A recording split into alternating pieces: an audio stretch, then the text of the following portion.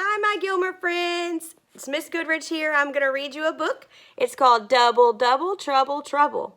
All right? Now, this is about a boy named Nick, and he makes a deal with his teacher that he thinks is going to get him out of reading. And I know all of you are at home and you're missing coming in to read with your pride teacher, so I'm going to read you a book, and you get to answer some questions when you're done, okay? All right, here we go. So, here's Nick, and he's in class, leaning back in his chair. I hope he doesn't fall. Okay, so Monday, February 1st. It was February 1st, and snow covered the town of Alton. Winter could last 6 months there, making this dull, sleepy little town even duller than usual. Nicholas Everett was fidgeting in his chair. Nick never stopped moving. The only places he liked to be in Alton School were the cafeteria, where he could eat, and the gym, where he could run. The last place he wanted to be was English class. Right then, he was looking at the book Miss Mallow had given him, as if he wanted to run far, far away. 20 pages a day, Miss Mallow said. Every school day, as always. Loyal, the wonder dog? Nick sneered. So, does he die at the beginning or the end? The end, Miss Mallow began, then caught herself. It's a wonderful book. It won many awards. How about 5 pages a day? Nick tried to bargain with teachers at least once a week. Some teachers wasted time reminding him how smart he was and begging him to apply himself. Some teachers ignored him. Miss Mallow did neither. She studied Nick for a moment. Then she said, I'll make a deal with you. You may read just 1 word today. Nick was too stunned to speak. But tomorrow, Miss Mallow continued, you have to double the assignment and read 2 words. The next day, you double it again. Do that for a month, and you don't have to read the class assignment of 20 pages per day. Nick knew that if something sounded too good to be true, it usually was. But he'd worry about that later. All he could think was 1 word today, 2 words tomorrow. Besides, Nick tended to move faster than he thought. He jumped up and yelled, Deal! Erin Mitchell looked as if she was thinking hard enough to sprain a brain muscle. She started to say something but went back to thinking instead. Miss Mallow smiled and pointed to the book. You may commence reading or you may capitulate now. I don't know the meaning of the word capitulate, Nick said proudly. This actually was true. Nick didn't know the meaning of the word commence either, or lots of other words for that matter. But he liked the deal, so he made a big show of opening the book and clearing his throat. He raised one hand in the air and pronounced, the... Then he looked smugly at Miss Mallow for a full 5 seconds and sat down. After class, Erin asked Nick why he had agreed so quickly without thinking it out. It's February, Dudette, he said, the shortest month of the year. You aren't worried this will be harder than it looks? Nick laughed. Oh, Miss Mallow thinks she put 1 over on me, he said. But think about it. This is snow country. Snow days mean no school, and no school means no reading.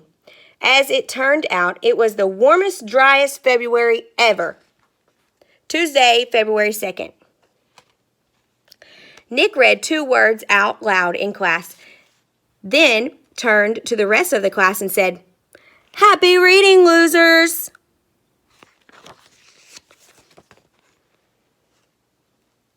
Wednesday, February 10th.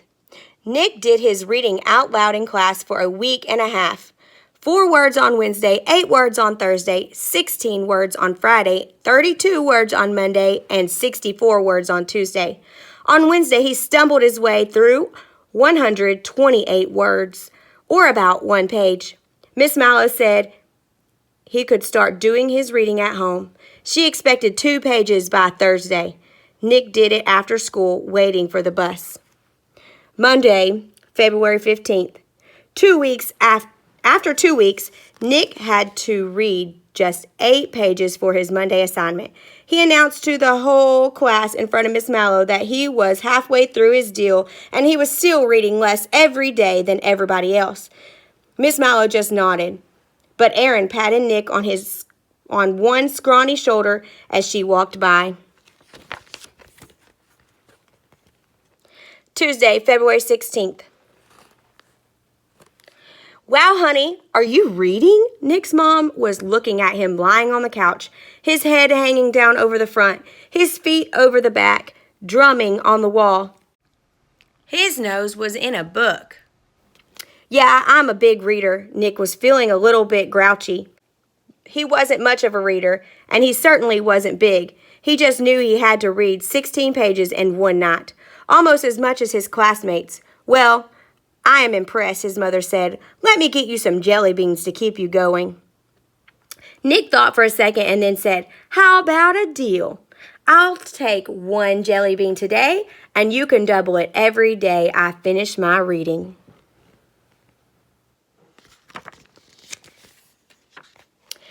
Wednesday, February 17th. Nick finally started complaining about his reading. He missed 2 of his favorite TV shows the night he had to read 32 pages. But Aaron pointed out that he had only read about half the book, while the rest of his class had already read 2 whole books. That cheered Nick up a lot. He walked away whistling and popping a jelly bean into his mouth. The effect was kind of gross.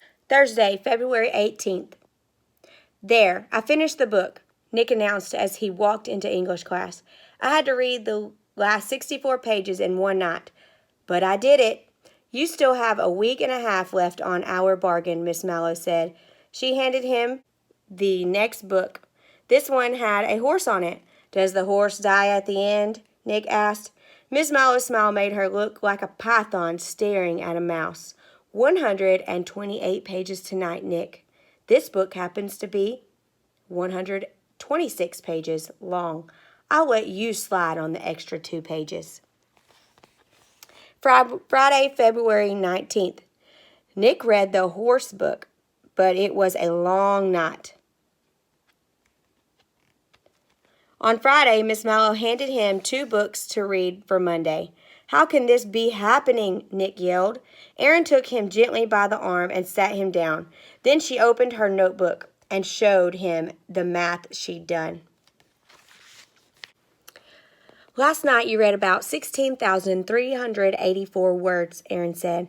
Already this month you have read 32,767 words. You still have to double that every day until the end of the month. At least it's February and the 28th is a Sunday, Nick whispered. No school on the weekend, so I won't have to read the last 2 days of the month. Erin swallowed hard and then said the most 2 painful words Nick had ever heard. Leap year. There were 29 days in February this year, and the last one was a Monday. She suggested he use the weekend to get a little ahead on his reading. Tuesday, February 23rd. Miss Mallow stood in front of Nick with a stack of 8 books, all about the same length, his task for Wednesday. Nick stared at them as if they were a hangman's noose. Even though he had read 1 book ahead during the weekend, at this point, he was a book behind. Again.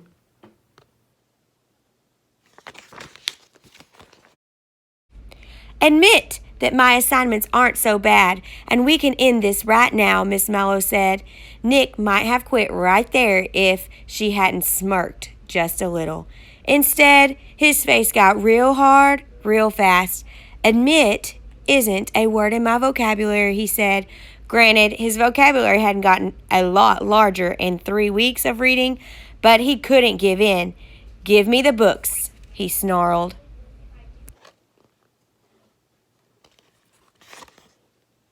Friday, February 26th. Nick barely slept for the rest of that week. He also didn't go to class. His teachers let him read in the school library. The whole school seemed to stop and watch the spectacle. It looked like a miracle or maybe a nuclear meltdown.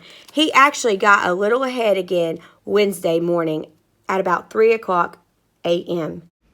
And he sped read 3 of his Thursday books over the 4 hours he spent eating breakfast. Miss Mallow gave him Friday's books on Thursday, and by the end of school, he was already working on those.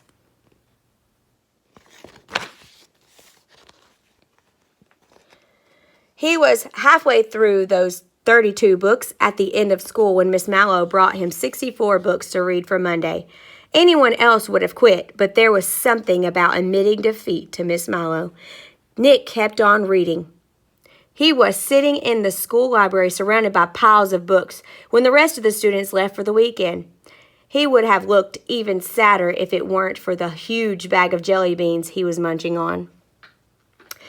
Monday, February 29th. Nick Everett, who had never read more than the few books his teachers made him read each year, read 128 books in one oddly warm February in Alton. By Aaron's count, he read over 2 million words. It was the most amazing thing that happened in Alto all year, which just goes to show just how dull the town really is.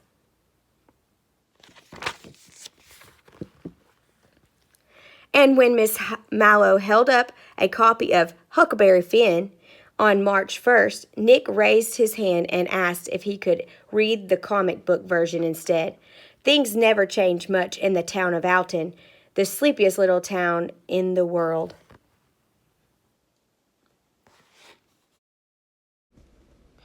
Doubling numbers. Double, Double, Trouble, Trouble is based on an old folk tale told all over China and India. In the story, a person claims a reward of 1 grain of rice doubled every day. Sometimes the reward doubles and redoubles for a month, sometimes 1 day for every square on a chessboard. If you double 1 grain of rice every day for a long month, 31 days, the total is over 2 billion grains of rice. If you use the squares of a chessboard, which is 64, for your calendar, the total is almost 20 times 1 billion times 1 billion again grains of rice. That's 18 quintillion. All right, double, double, trouble, trouble. All right, so I have some questions for y'all. So what you're going to do is you're going to answer these questions. You can turn and tell the person beside you, your sibling or your mom, or you can write down your answers, whichever one is easier for y'all.